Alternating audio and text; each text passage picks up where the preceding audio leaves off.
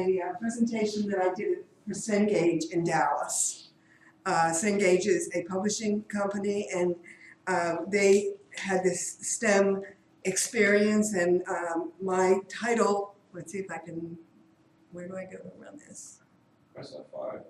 Okay. F5?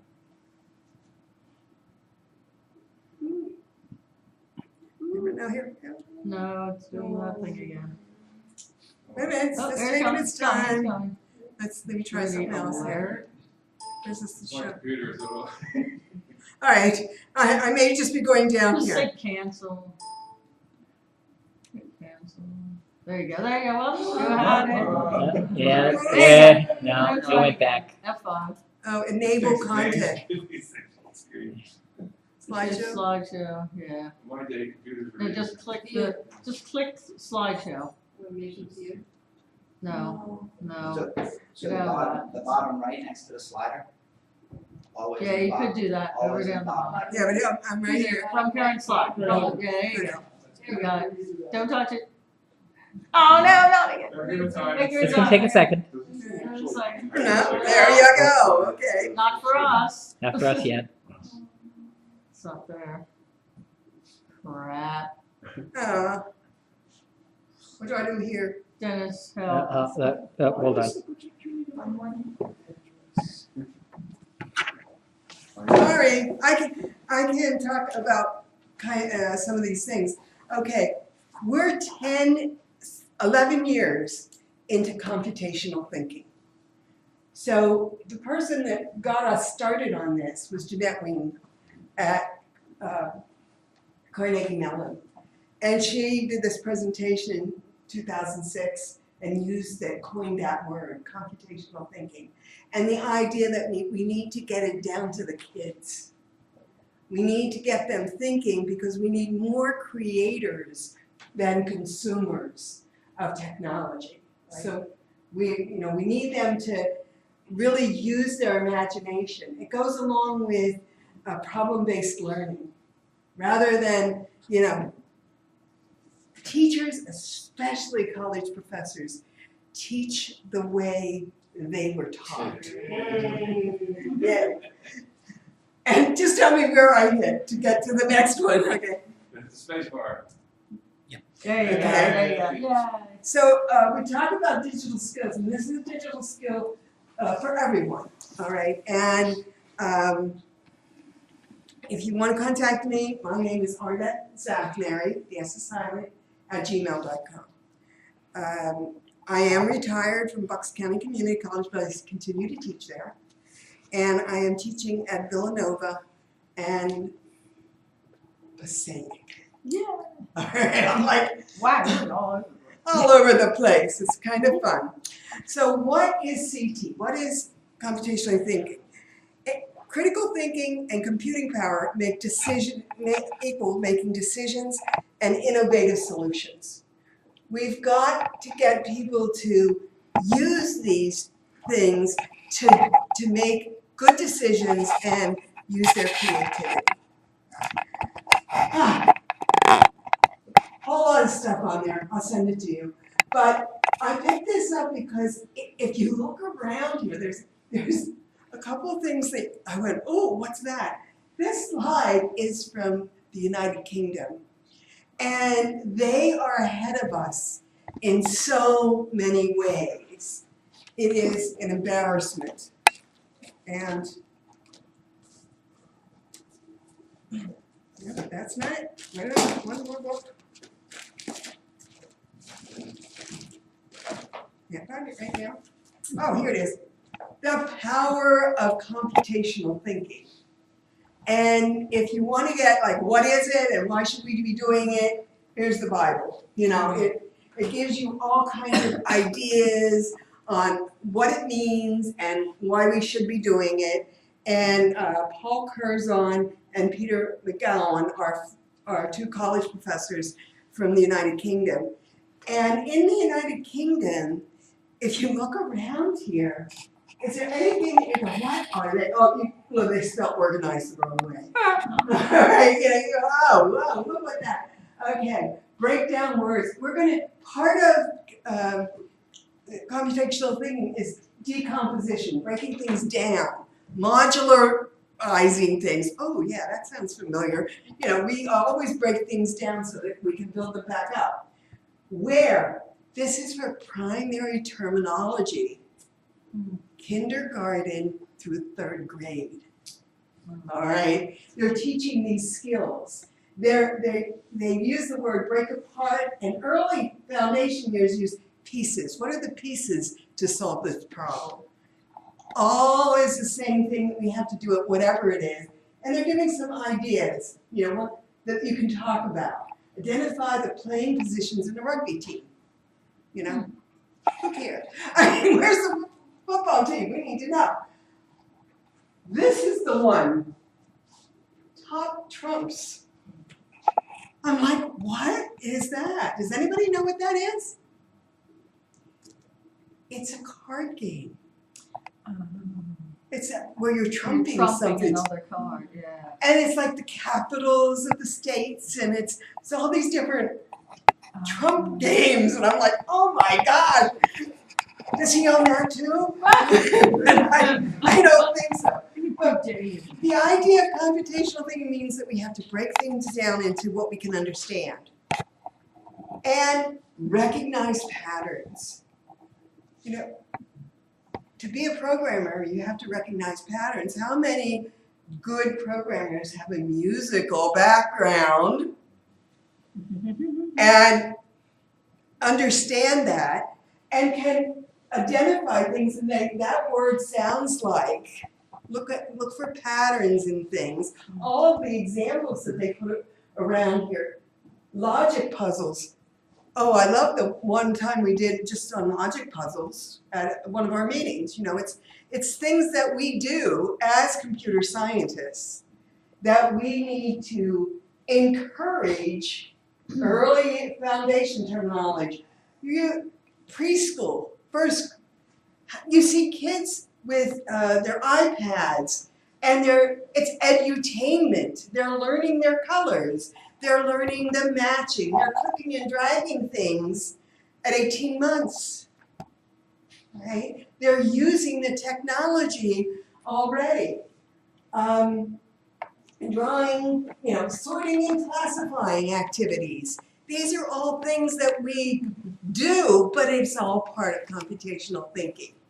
Because if that child doesn't have the parents that are teaching them and reading to them, they're behind when they get to kindergarten.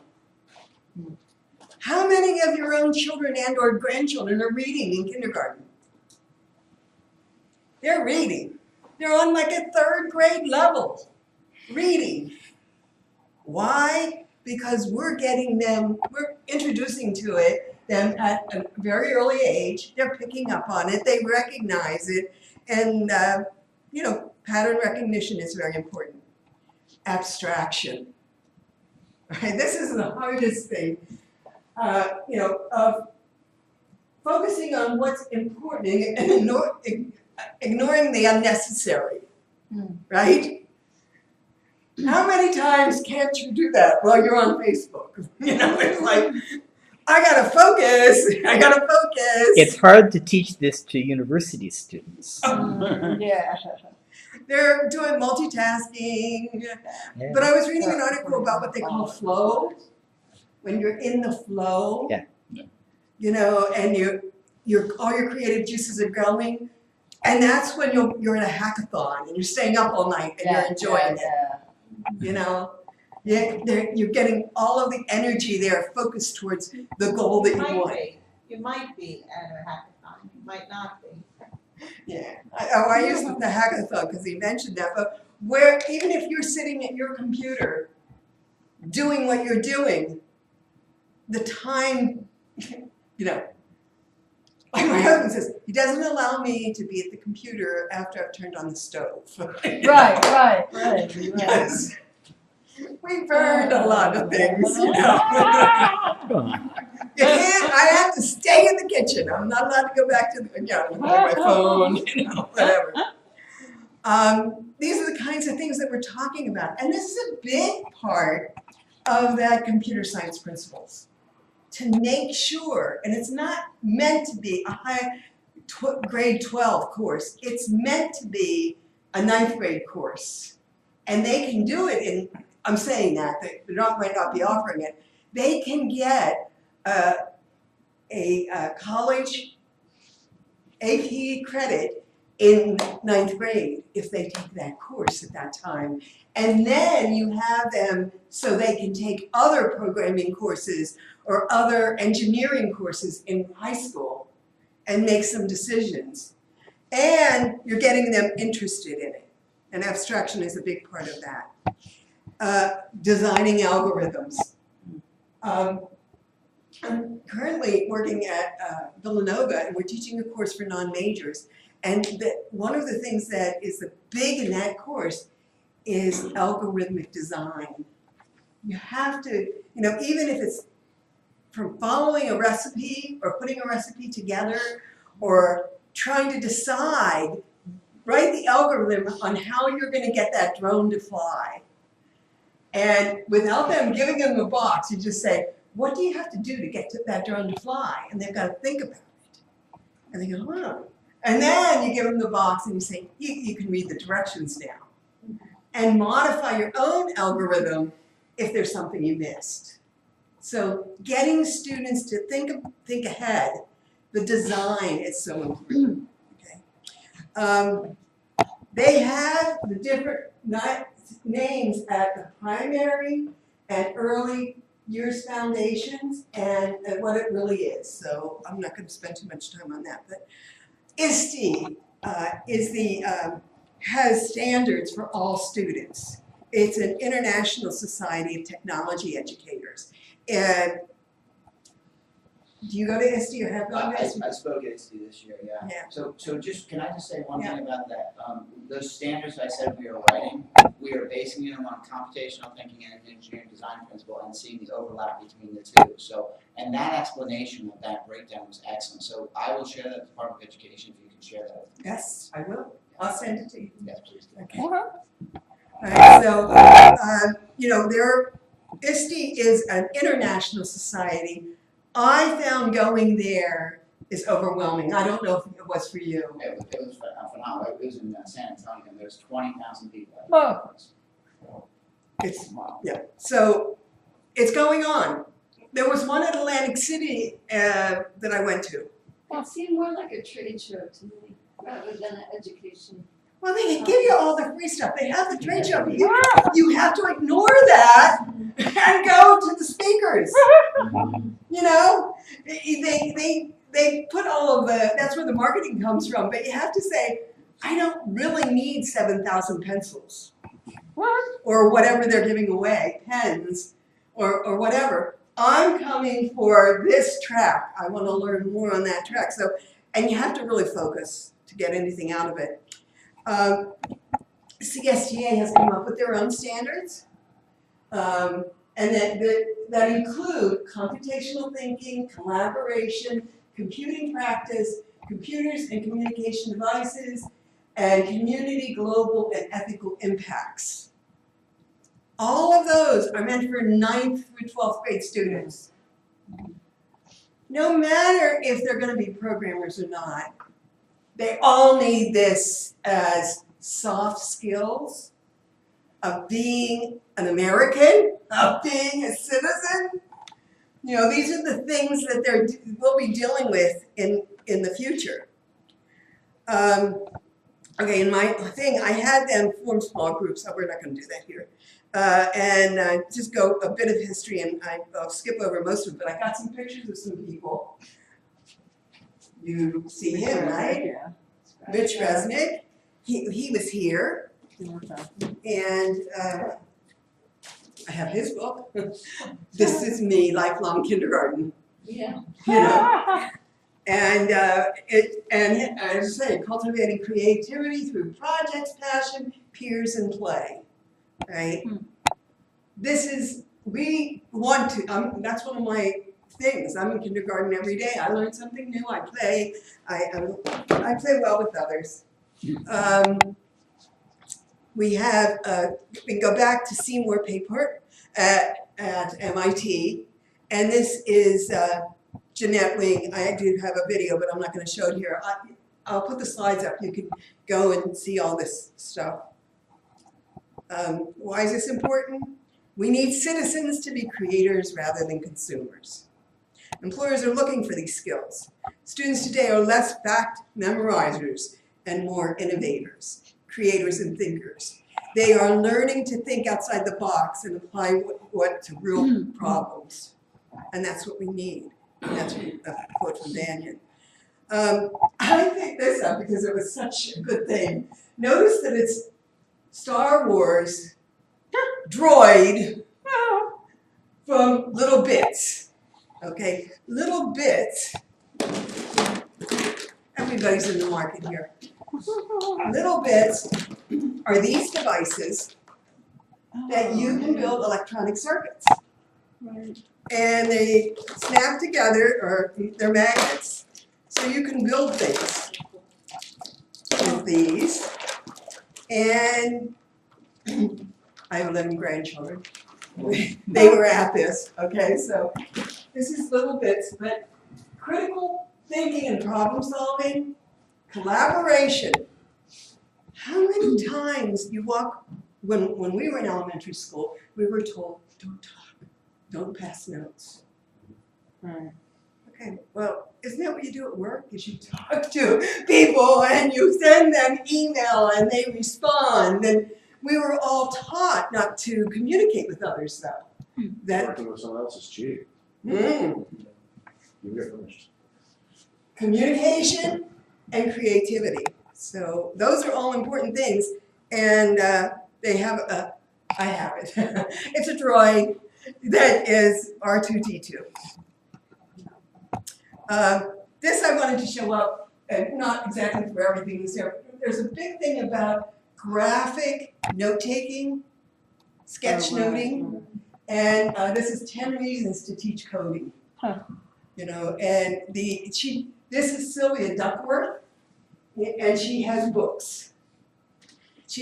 Look her up if you're interested in, you know, a visual demonstration of things. She has all kinds of things.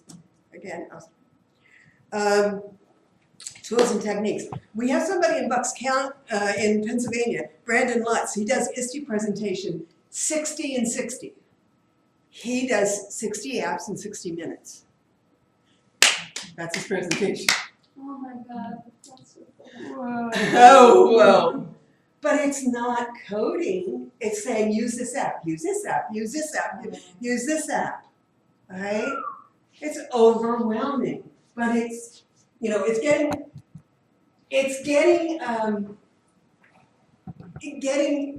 K through 12 teachers not to just use apps, have your students create apps.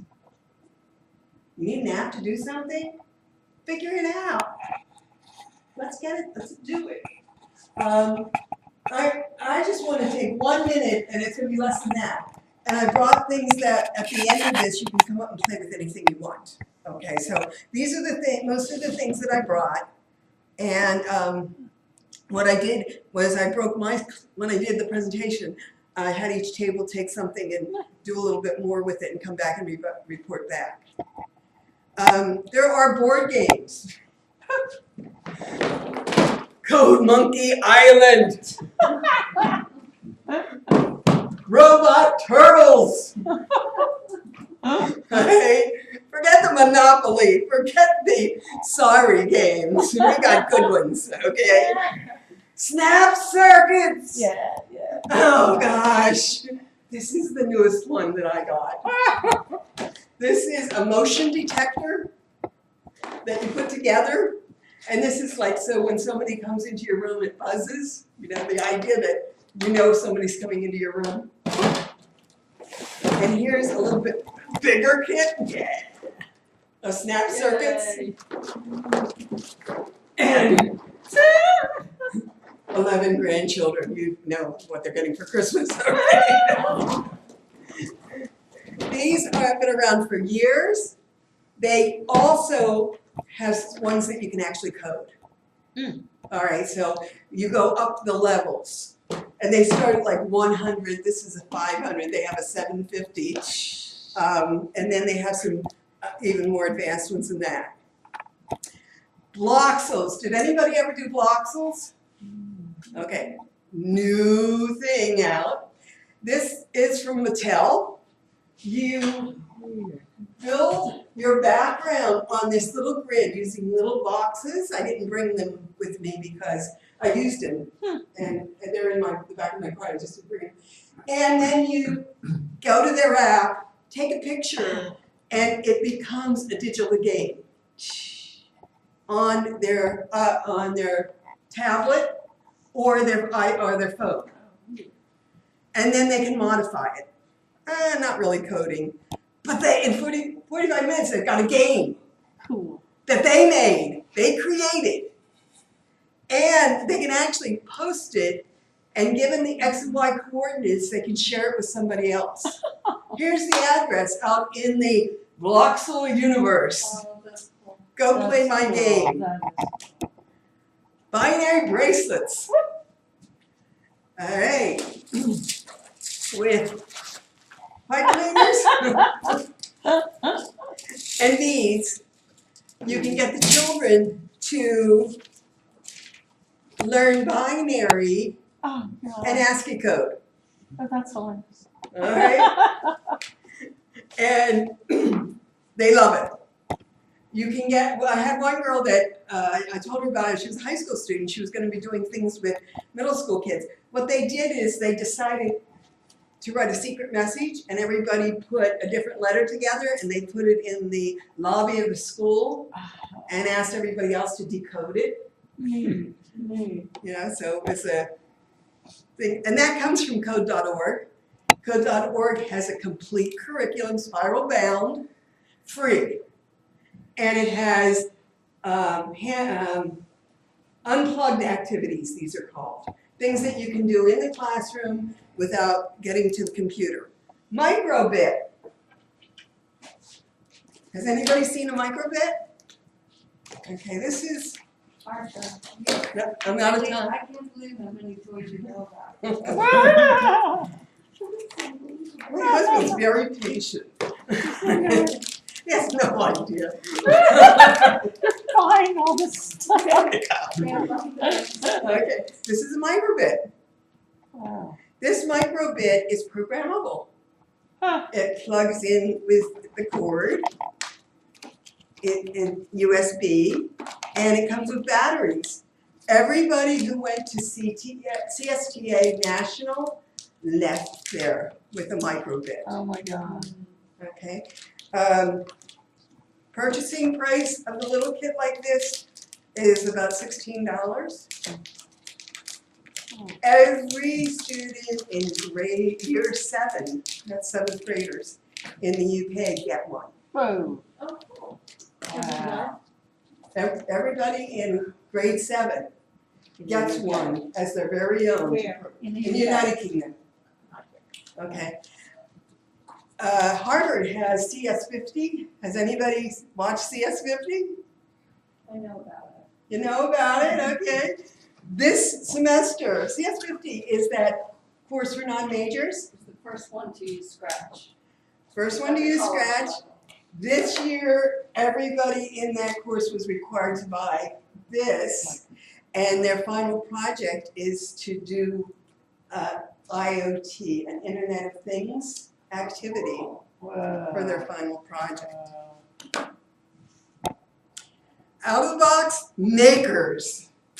Making everything, and I just, this out of the box is about using cardboard to build everything. All right, so it doesn't have to be expensive. It can be, you just get the cardboard boxes and you build stuff. Engineering, planning, design, all of those things are there.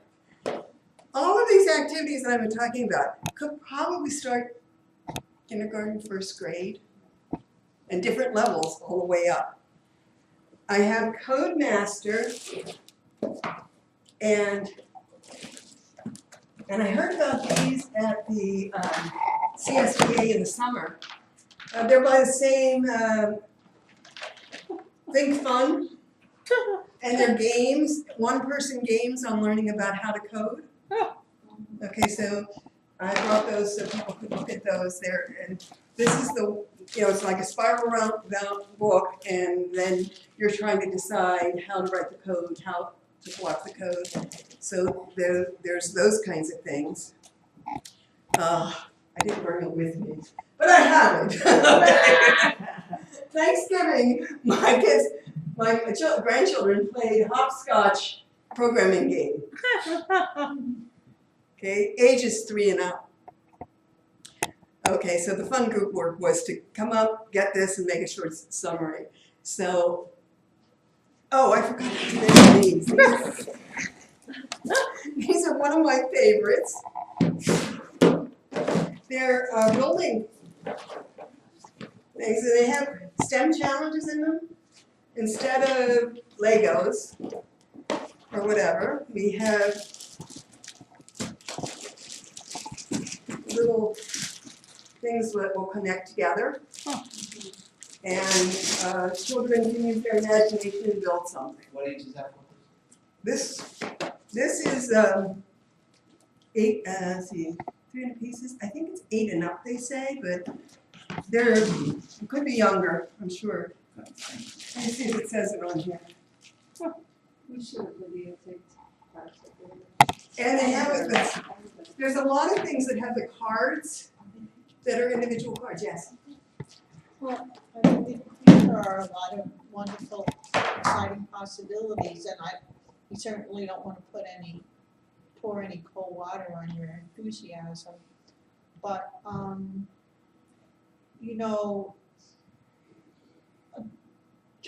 just for the record, how many math credits does a K through 6 licensed teacher in a public school in New Jersey have to have?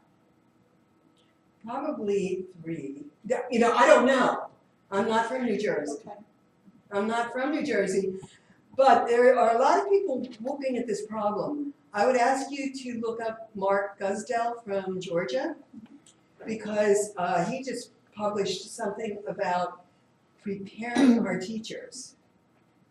The concern is that many high schools across the country are incorporating the computer science in an online version. Then they don't have a teacher that knows anything teaching the class. When I went and got my middle school math certification not that long ago, it was pretty shocked to find out that in New Jersey, in order to teach K through 6, you don't need to have any math credits at all to be a licensed teacher. Wow. So while, It's a big problem. I mean, these are wonderful options, but the reality is, and I have good information to support this, a lot of our K through 6 and even middle school teachers don't understand basic mathematics and don't understand basic computer science. And so I'm a little concerned. I mean, it's great that, if people have afternoon or evening or Saturday or summer programs, that we can do things under the umbrella of after school enrichment or summer enrichment, or maybe there are some let's say elite private schools that can offer more. But I'm a little concerned about the ability of our public school system at this point to deliver these things. I think that we are at a stage where some of these teachers are going to transition. Some embrace it, and I go with the philosophy, you give me a teacher, and we can teach them what to teach. Being a teacher is an innate thing. It's not a certification kind of thing. You given the ability to teach and to relate to people and all of that, when learning a new topic, a teacher will dive into it, if they're a learner. I guess, And then what we have is that eventually, as his students, high school students, become teachers, many of the older teachers are saying the younger teachers can do that. I guess another thing that I was thinking of when we were talking about, creative thinking and critical thinking and collaboration. I think there's actually, again, I'm sorry if I sound like a curmudgeon here, but this is the way my brain works, I suppose. There are a number of people who have the temperament to do computer science, who tend to work very well, not in a collaborative environment, but independently. All right, but from industry, what we hear is we need team players. Right, well, I'm not saying people shouldn't be team players, but what I am saying is that there's growing evidence to support the idea that some of these open plan models and these floor plans that are geared toward collaboration, that there's some reversals that are occurring where people are clamoring for an office by themselves so they can get some things done. We have 2 more talks. Oh, we have 2 more talks, sounds great. Over here, Thank you. Yes. I just wanted to What? How balance do you you know. debug this stuff? Debug, most of all of this is pretty straightforward. When you So say, it never goes wrong? oh, when it does go wrong, Okay, how do you debug it? when you, They're physical things, some of them, you're just gonna see it go right off the rails. Let's hope so. and part of what we're trying to teach the students is problem solving. So we don't want everything to go fine. We want them to fail. Sometimes you set them up so that it's not, if you're doing this with 4-year-olds, you don't give them all the jewels. You just give them a little. If you're working with 6th graders, you say, here, go play the game. And let them, so that they have to figure it out. All right? And you're just like you're trying to be a guide on the side rather than a stage on the stage. so getting off the stage. Thank Thank you. Thanks, Arta.